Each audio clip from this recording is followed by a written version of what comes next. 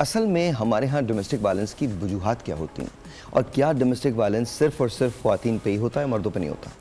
اچھا, پہلے تو اس چیز کو ڈیفائن کرنے کی بھی ضرورت ہے کہ وہ ڈومیسٹک وائلنس کے زمرے میں کیا کیا چیزیں آتی ہیں. تو میں مختصر اس میں بتا دوں کہ اس میں فزیکل وائلنس ہے, وربل وائلنس ہے, فائنینشیل ابیوز ہے اور ایموشنل ابیوز ہے. تو وجوہات کی اگر ہم بات کریں تو اس کے ملٹیپل لیولز ہیں جس میں ہم سائیکولوجیکل فیکٹرز کو بھی دیکھیں گے, یعنی کہ آپ کے ذاتی فیکٹرز, آپ کو غصہ کتنا آتا ہے, آپ اس کو کس طرح سے مینیج کرتے ہیں, اور انہیں سوشل لیول جو ہے وہ کیا چیزیں ہیں جو کہ اس چیز کو انیبل کرتی ہیں. یعنی کہ اگر سوسائٹی میں کوئی کسی کو ہرٹ کر رہا ہے تو وکٹم کی ہی کافی ساری چیزیں کویشچنیبل ہو جاتی ہیں کہ جی آپ نے کچھ ایسا کہا ہوگا جس کی وجہ سے ان کو غصہ آ گیا ہوگا. تو سوسائٹی جو ہے وہ اتنی اس چیز کو سیریسلی نہیں لیتی ہے. اچھا, یہ جملہ بڑا سننے کو ملتا ہے, آپ نے کچھ ایسا کہا ہوگا جس کی وجہ سے ان کو غصہ آ گیا ہوگا, ان کا ہاتھ اٹھ گیا ہوگا, مارا گیا ہوگا, یہ سب کہا جاتا ہے. جی بالکل, تو یہ ہے. اور ظاہر ہے ہر ڈومیسٹک وائلنس میں ہر انسان آ جاتا ہے, مطلب کہ پیرنٹس بھی آ سکتے ہیں جو کہ وائلنس بچوں کے اوپر کر رہے ہیں, ہسبینڈ وائف بھی ہو سکتے ہیں, اور ایلڈرز کے اوپر بھی وائلنس ہو سکتی ہے.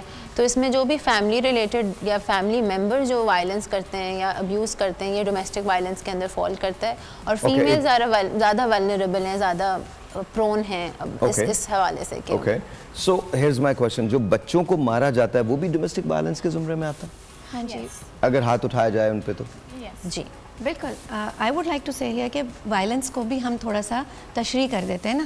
وائلنس کیا ہے؟ جب زبردستی فورسفلی کسی سے کچھ بھی کروایا جائے, کسی سے کچھ بھی کروایا جائے فورسفلی. تو آپ اس میں چاہے وہ پیرنٹس زبردستی کر رہے ہیں اپنے بچوں کے ساتھ, چاہے وہ ہم ہمیشہ, کیونکہ وائلنس جو ہے نا وہ ہوتا ہے جنڈر بیسڈ وائلنس ہو گیا آج کل, بہت زیادہ اس پہ کام بھی ہو رہا ہے, لوگ کام کر رہے ہیں, لیکن بیسک چیزیں نہیں سمجھ رہے. وائلنس ایک ایگریسو بیہیویئر ہے.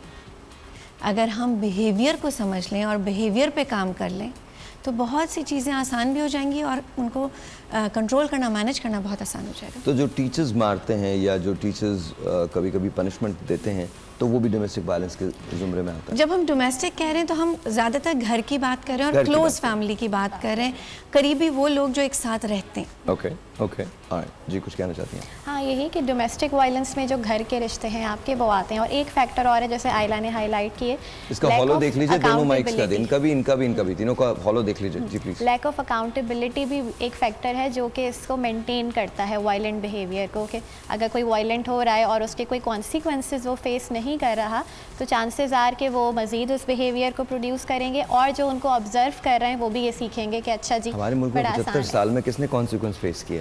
پورے ملک کا بیڑا غرق کر دیا آپ نے, کانسیکوینس فیس نہیں کیا.